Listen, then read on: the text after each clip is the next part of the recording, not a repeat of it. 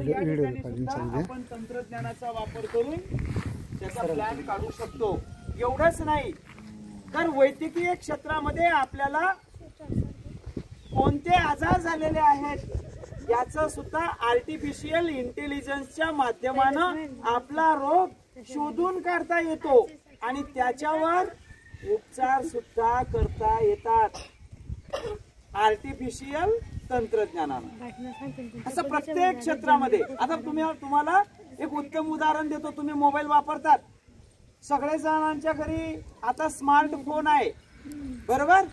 आपण कधीच आम्हाला जाहिराती दाखवा असं कधीच त्या मोबाईलला सांगत नाही आणि तो मोबाईल आपल्याला जाहिराती दाखवतो। तो कोणत्या जाहिराती दाखवतो नीट निरीक्षण करा की आपल्या घरामध्ये ज्या चर्चा होतात की आम्हाला ट्रॅक्टर घ्यायचा आहे, आम्हाला एखादं मशीन घ्यायचं आहे, तुम्ही वॉशिंग मशीन घ्यायचं आहे, टीव्ही घ्यायचा आहे, मोबाईल घ्यायचा आहे, कॉम्प्युटर घ्यायचा आहे, फक्त अशी चर्चा करा तर तुम्हाला तुमचा मोबाईल त्या जाहिराती दाखवायला सुरुवात करेल। त्या जाहिराती तो मोबाईल दाखवतो। काय आहे हे सगळं? हे सगळं तंत्रज्ञान आहे। हे कौशल्य विकसित झालेलं आहे आणि यामुळे हे सगळं पुढे भविष्यामध्ये अशी पण वेळ येईल की तुमच्याकडे एखादा कॅमेरा लावल्यानंतर तुमच्या मनामध्ये इथं काय चालू आहे, मनामध्ये तुम्ही जरी इथं या लेक्चरला आहेत परंतु तुमच्या मनामध्ये काय चालू आहे हे ते आर्टिफिशियल इंटेलिजन्सच्या माध्यमानं भविष्यामध्ये ओळखलं जाणार आहे।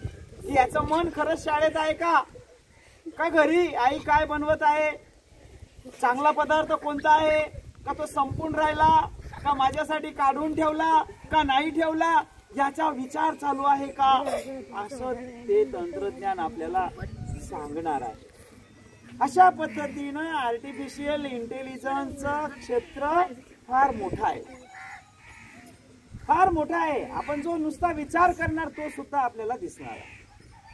तर अशा पद्धतीनं प्रत्येक क्षेत्रामध्ये, शैक्षणिक क्षेत्राचा तर विचारच करायची गोष्ट नाही। शैक्षणिक क्षेत्रामध्ये आता आर्टिफिशियल टीचर पण शिकवायला लागले। तो व्हिडिओ पाहिला तुम्ही केरळ राज्यामध्ये, तिथे रोबोट सारखं एक शिक्षकाचं मॉडेल आहे आणि एकदम हुबेहूब जसा शिक्षक शिकवतात तसं ते शिकवतो।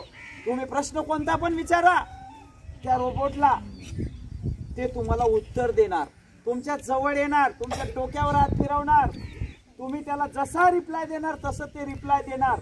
अशा पद्धतीच्या तंत्रज्ञानाचा वापर करून शैक्षणिक क्षेत्रामध्ये सुद्धा आर्टिफिशियल इंटेलिजन्सनं भाग घेतलेला आहे।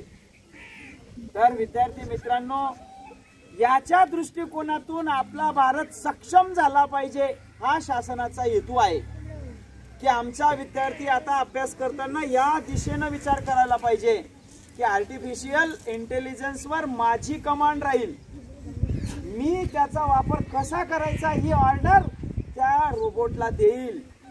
अशा पद्धतीनं आपल्याला घडायची वेळ येऊन गेलेली आहे। लक्षात येतंय का? तर पारंपरिक पद्धतीमध्ये अनेक गोष्टी आहेत परंतु त्या ठिकाणी सगळ्याच ठिकाणी आपल्याला तंत्रज्ञानाचा वापर करायचा आहे, ज्यामध्ये शेती क्षेत्र आहे, औद्योगिक क्षेत्रामध्ये आहे। औद्योगिक क्षेत्रामध्ये औद्योगिक म्हटलं की कारखाने, कारखान्यांमध्ये निघणारा कारखान्यांचा धुराळा, प्रदूषणाच्या बाबतीत नीट विचार करा।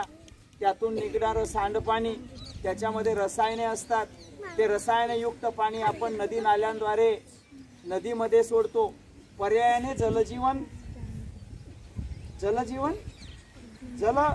जे सजीव आहेत ते त्यांना हानी पोचते आणि ते जे चक्र आहे आपलं ते बिघडतं, जलप्रदूषण त्या ठिकाणी घडून येतं। तर या ठिकाणी सुद्धा आता आर्टिफिशियल इंटेलिजन्सचा वापर करून आपण त्या ठिकाणी सुधारणा करू शकतो। असं कोणतं क्षेत्र नाही की त्यामध्ये आर्टिफिशियल इंटेलिजन्सचा, इन्फॉर्मेशन टेक्नॉलॉजीचा वापर होत नाही। दुसरी एक गोष्ट या ठिकाणी सांगण्यासारखी आहे, शैक्षणिक क्षेत्रामध्ये आता शासनाने जवळजवळ शैक्षणिक विकासासाठी विद्यार्थ्यांच्या प्रगतीसाठी